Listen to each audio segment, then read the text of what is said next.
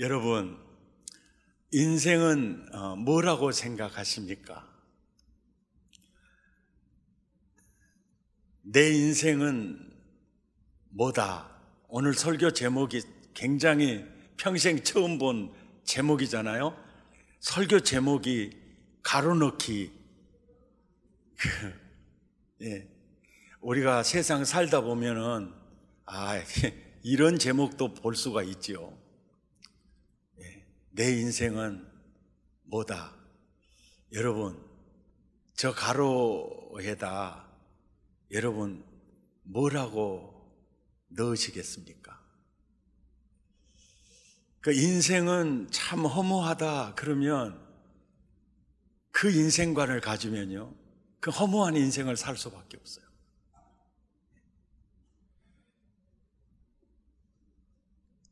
천재 연기자라고 할 수 있는 찰리 채플린이라는 분은요, 인생은 가까이에서 보면 비극인데 멀리서 보면 희극이더라. 꼭 그 연기자처럼 얘기를 했죠. 인생은 뭘까? 인터넷에 들어가서 한번 쳐봤어요. 인생은 검색 클릭을 해봤거든요. 인생은 미완성, 이게 첫째로. 인생은 나그네. 여러분은 어떻게 생각하세요? 여러분의 인생을 무슨 단어로 정의할 수 있겠습니까? 근데 이 정의가 어떤 정의냐에 따라서 그 인생 살아가거든요. 그래서 그리스도인은 인생관 중요하고요, 역사관 중요하고요, 세계관 굉장히 중요합니다. 내 인생은 뭐다? 다윗은 자기 인생을 뭐라고 정의하면서 살았을까요? 다윗은요, 내 인생은 뭘 것 같아요? 내 인생은 하나님의 작품이다. 주께서 모태에서 나를 조성하셨다. 할렐루야. 다윗의 이 내 인생은 하나님의 작품이다. 로마서 8장 29절에서요, 바울의 정의가 여기 나와 있어요. 내 인생은 뭐냐? 하나님이 미리 아신 자들로 또한 그 아들의 형상을 본받게 하기 위하여 미리 선택하셨고 예정하셨으니, 궁극적 목적은 뭐냐면 맏아들이 되게 하려 하심이니라. 바울은 내 인생은 하나님의 맏아들이다. 지난주에 이 말씀을 나누었을 때 맏아들은 예수님 아닐까 이런 생각을 갖죠. 하나님의 외아들이니까요. 외아들이니까. 그리고 우리는 다 예수님 동생들이 아닐까라는 생각을 하시는 분들도 계실 거예요. 근데 사실 예수님은요, 성부, 성자, 성령님 삼위일체 하나님이세요. 내가 맏아들이다는 말은요, 성부, 성자, 성령 하나님의 맏아들이다는 개념이에요. 아멘. 히브리서 12장 23절에 보면 하늘에 기록된, 보세요, 장자의 모임이 아니에요. 하늘에 기록된 장자들의 모임, 그것은 곧 교회. 그리고 온전하게 된 의인의 영들, 온전하게 된 의인의 영들, 교회 장자들. 하나님 나라는 둘째가 있다 없다? 없다는 거예요. 예. 하나님은 우리를 대할 때 둘째나 셋째로 대하지 않는다. 네가 나의 맏아들이다. 누구도 동일해요. 그래서 하나님은, 복음은 차별이 없어요. 예. 죄가 더 있고 덜 있고 차별이 없어요. 복음 안에 차별이 없습니다. 예. 유형선 분이 만든 동요, 모두 다 꽃이야. 산에 피어도 꽃이고, 들에 피어도 꽃이고, 길가에 피어도 꽃이고, 모두 다 꽃이야. 아무데나 피어도, 생긴 대로 피어도, 이름 없이 피어도 모두 다 꽃이야. 봄에 피어도 꽃이고, 여름에 피어도 꽃이고, 몰래 피어도 꽃이고, 모두 다 꽃이야. 아무데나 피어도, 생긴 대로 피어도, 이름 없이 피어도 모두 다 꽃이야. 요셉이요, 보디발의 가정에 노비로 살 때도 꽃이야. 감옥의 죄수 생활로 힘겨운 인생을 살아가도 너는 내 맏아들이야.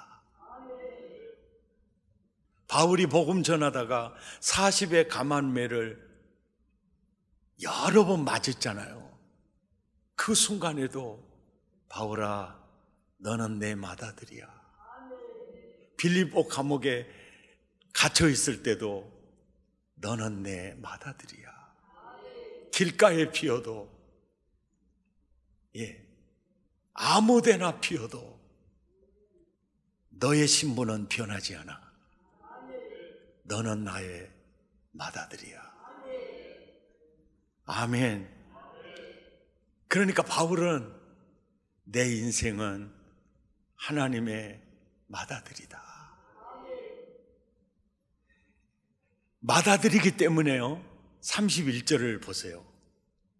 맏아들이 있기 때문에, 그런즉 내가 너를 미리 정했고 내가 너를 불렀고 내 맏아들을 삼았다.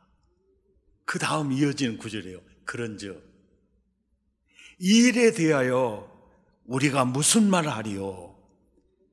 만일 맏아들 삼으시는 하나님이 나를 위하시면 누가 우리를 대적할 수 있겠느냐? 사실 바울은 많은 공격을 받고 살았어요.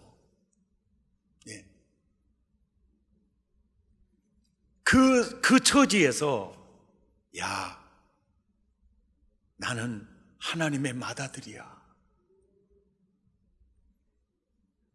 부모는 자식밖에 모르잖아요.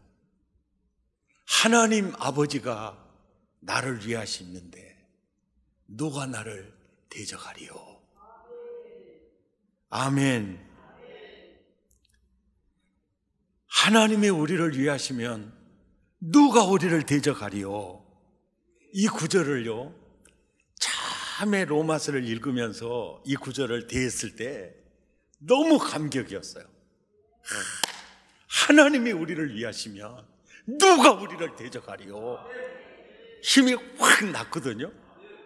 그리고 신앙생활 5년이 지나고 10년이 지나고 15년이 지나고 계속해서 성경을 읽는데, 이 성경 구절하고 지금의 내 처지가 너무 또 다른 거예요. 이게 위하는 거예요? 하나님이 나를 위하시면 누가 나를 대적하시려? 이 구절하고 내 처지가 매칭이 잘 안 될 때가 있고, 거리가 멀 때가 있어요. 예, 그럴 때가 있어요. 1970년대 한상일의 노래 가운데 이런 노랫말이 있어요. 우리를 울렸던 지난날은 이제와 생각하니 사랑이었어. 우리가 미워한 지난날도 이제와 생각하니 사랑이었어.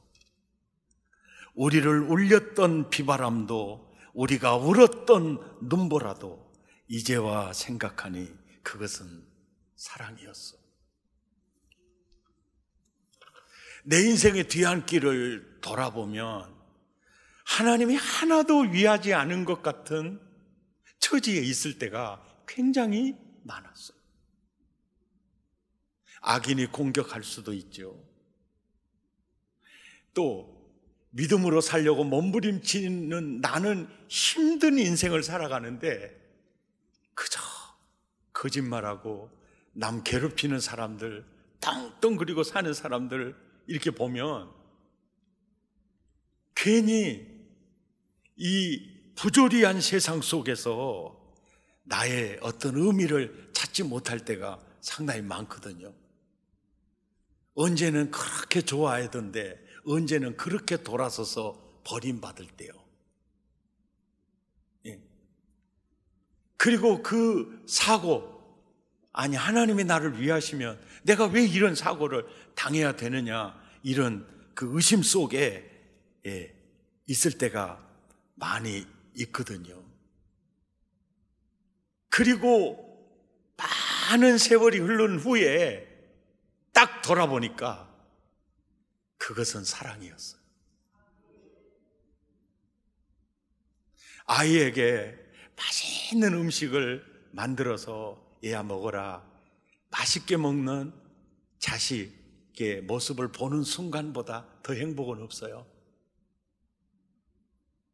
그것만 부모의 사랑이 아니거든요.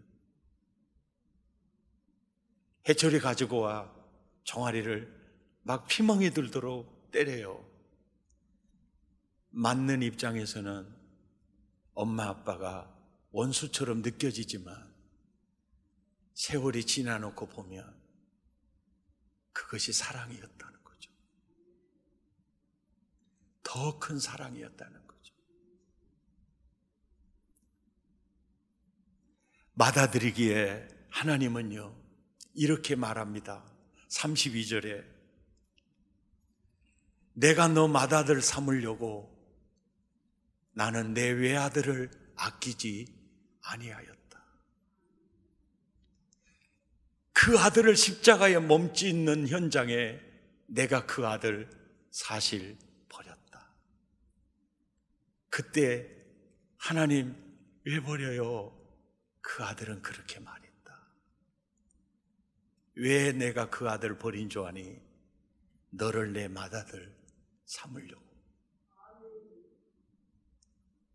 자기 아들을 아끼지 아니하시고 우리를 위하여 내어주시는 이가 그 아들과 함께 모든 것을 은사로 주시지 않겠느냐. 이 구절을 처음 읽었을 때 그 감동, 그 은혜, 하늘을 나는 기쁨이었습니다. 세상에 하나도 두렵지 않았습니다.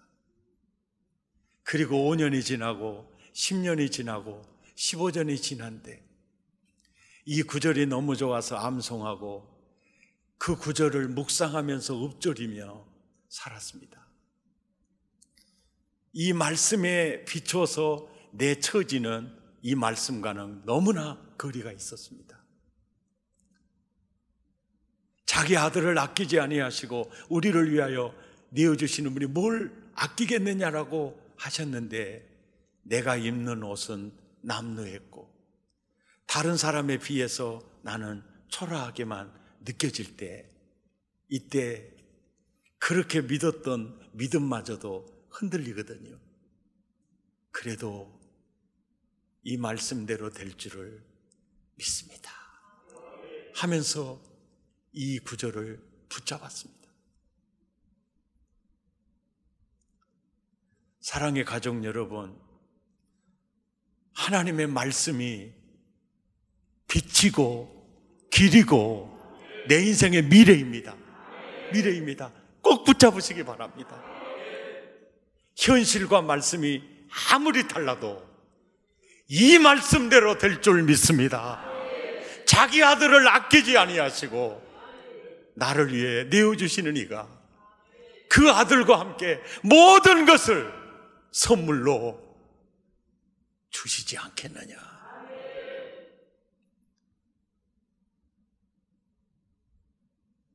붙들고 살아도 처지가 풀리지 않을 때, 이 말씀과 내 처지가 전혀 상관이 없이 느껴질 때, 그때도 낙심하지 마십시오. 차츰차츰 안개는 걷히고 하나님 지으신 빛이 뚜렷이 보이리라. 가는 길이 온통 어둡게만 보여도 하나님은 실수하지 않으신다네. 성경은 사실이었습니다. 할렐루야! 성경은 사실이었습니다. 마다드리기에 33절에 이렇게 말씀합니다. 누가 능히 하나님께서 택하신 자들을 고발하리요? 의롭다고 하시는 이는 하나님이시니라. 하나님이 맏아들 삼은 그 택하신 자들을, 맏아들로 택하신 자들을 누가 대적하리요? 누가 고발하리요? 너는 내 아들이다 말씀하시는 이는 하나님이시니라.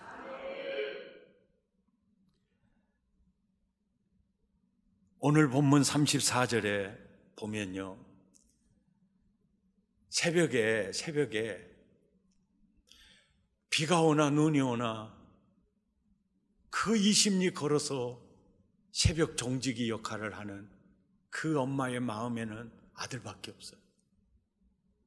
이것이 우리 어머니의 마음이 아니고요, 이게 성부, 성자, 성령님의 마음입니다. 하나님의 관심은 맏아들에게 집중되어 있음을 알 수 있어요. 이 구절이 무슨 구절이냐면요, 예수님이 성부, 성자, 성령 삼위일체 하나님의 마음을 알고 있어요. 그래서 성부 하나님은요, 또 성자 예수님은 성부 하나님의 마음을 읽고요, 보좌 우편에서요 우리를 위하여 간구하시느니라. 부모의 마음은 자식에게 있어요. 이 구절을 보면서 나같이 연약한 존재가 이 예배의 자리에 앉아 있다는 것도 예수님의 기도의 그 손이 나를 붙들고 인도하셨구나. 내가 무너지지 않고 내 믿음을 지킬 수 있었던 것도 우리 예수님의 축복이 되셨구나. 그 기도가 나를 붙들고 있었구나. 한 걸음 더 나아가 35절에 맏아들이기에 누가 우리를 그리스도의 사랑에서 끊으리요? 환난이나 곤고나 박해나 기근이나 적신이나 위험이나 칼이랴. 36절 기록된 바 우리가 종일 주를 위하여 죽임을 당하게 되며 도살할 양같이 여김을 받았나이다 함과 같으니라. 이게 바로 로마서가 써지는 당시에 그리스도인들이 복음 전하다가 짐승의 밥이 되기도 하고 그리고 화형도 당하기도 하는 그 위험 속에 그 핍박, 그 순교도 그분의 사랑에서 끊을 수 없다. 이유는 맏아들이다. 할렐루야. 그러면서 오늘 말씀의 결론이 이거예요. 37절. 그러나 이 모든 일에 우리를 사랑하시는 이로 말미암아 우리가 넉넉히 이기느니라. 예. 우리가 사는 세상은 바람 잘 날 없습니다. 경기 좋다고 한때 별로 없습니다. 우리는요, 옛날에는 경기가 괜찮았어. 이건 옛날 얘기고, 날마다 경기 좋단 말 안 합니다. IMF가 왔다가, 사스가 왔다가, 신종플루가 왔다가, 코로나19가 또 덮치고 있습니다. 세상의 소식은요, 우리의 마음을 굉장히 불안하게 하고 있습니다. 그때 주님이 나와 여러분에게 주시는 말씀, 네 인생이 뭐냐? 예, 제 인생은 하나님의 작품입니다. 예, 내 인생은 하나님의 맏아들입니다. 당당하게 맏아들처럼 승리하기 바란다. 내가 너 맏아들 삼으려고 하나밖에 없는 외아들을 십자가에 내주었다. 자기 아들을 아끼지 아니하시고 우리를 위하여 내어주시는 이가 어찌 그 아들과 함께 모든 것을 은사로 주시지 않겠느냐. 하나님이 우리를 위하시면 누가 우리를 대적하겠느냐. 의롭다고 하시는 이는 하나님이시니 누가 대적하겠느냐. 너는 내 맏아들이니라. 이 사랑하시는 맏아들을 사랑하시는 이로 말미암아 넉넉히 이기느니라. 넉넉히 이기느니라. 결단송 함께 부르겠습니다. 힘들고 지쳐 낭망하고 넘어져 일어날 힘 전혀 없을 때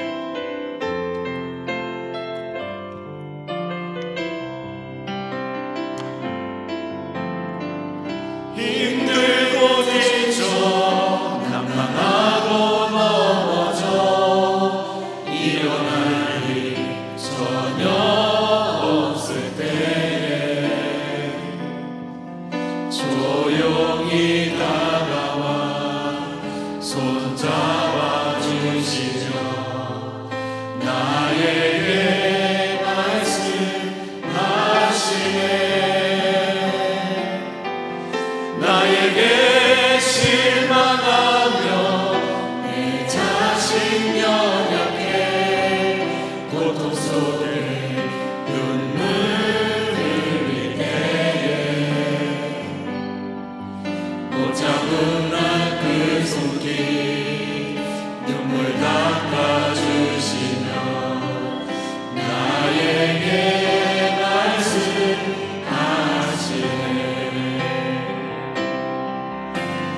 너는 내 아들이라.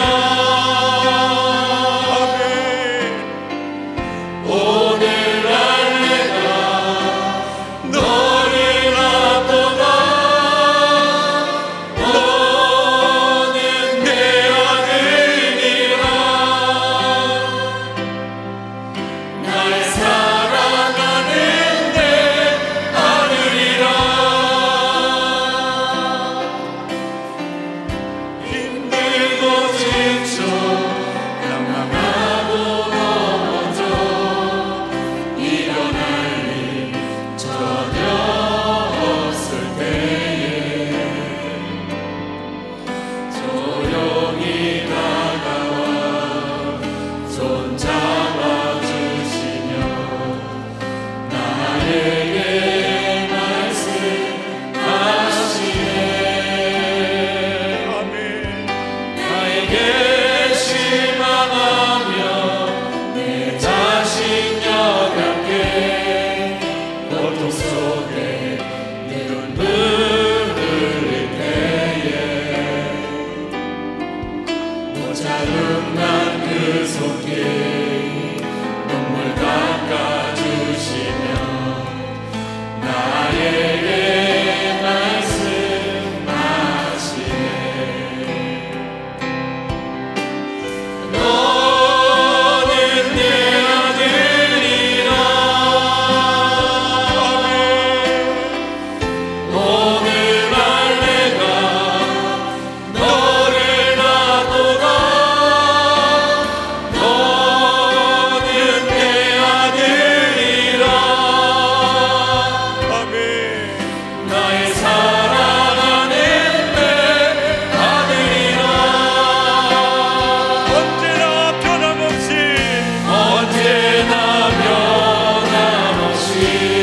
너는 내 아들이라.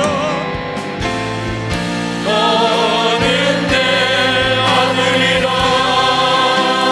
나의 십자가 고통, 나의 십자가 고통, 내 사랑의 고통으로 내가 너를 낳았으니 너는 내 아들이라. 오늘날 내가 너를 낳노라. 너는 내 아들이라. 나의 사랑하는 내 아들이라. 나의 사랑하는 내 아들이라. 너는 내 아들이라. 오늘날 내가 너를 낳노라. 아멘. 너는 내 아들이라. 나의 사랑하는 내 아들이라. 나의 사랑하는 나의 사랑하는 내 아들이라. 우리 함께 기도하겠습니다. 내 인생은 하나님의 작품입니다. 내 인생은 하나님의 맏아들입니다. 시간이 흘러도 이 사실을 잊지 않게 하옵소서. 어떤 상황에서도 흔들리지 않는 맏아들의 당당함을 주옵소서. 언제나 향기로운 맏아들로 살게 하시고 하나님의 맏아들처럼 말과 행동으로 본보기가 되게 하옵소서. 그리스도의 냄새가 나는 향기를 지닌 맏아들 되게 하옵소서. 상처를 받았다기보다 상처를 주지 않았는지 먼저 생각하게 하시고 타인에게 마음의 짐이 되는 말을 하나님 주지 않았는지 돌아보게 하옵소서. 내 말이 그리스도의 형상을 담는 예수님처럼 되기 원합니다. 늘 변함없는 하나님의 맏아들로 살게 하옵소서. 나보다 남을 먼저 생각하게 하시고 무슨 일이든 감사하는 마음으로 살게 하시고 아픔이 따르는 삶이라도 그 안에 하나님의 사랑을 보게 하옵소서. 주여, 많은 사람을 사랑하며 살기 원합니다. 더욱 넓은 마음으로 서로 도와가며 사는 맏아들 되게 하옵소서. 주여, 하나님의 맏아들처럼 넉넉한 인심으로 주위를 돌아볼 수 있는 여유를 주옵소서. 우리 마음을 토하고 입술을 열어 함께 기도하겠습니다.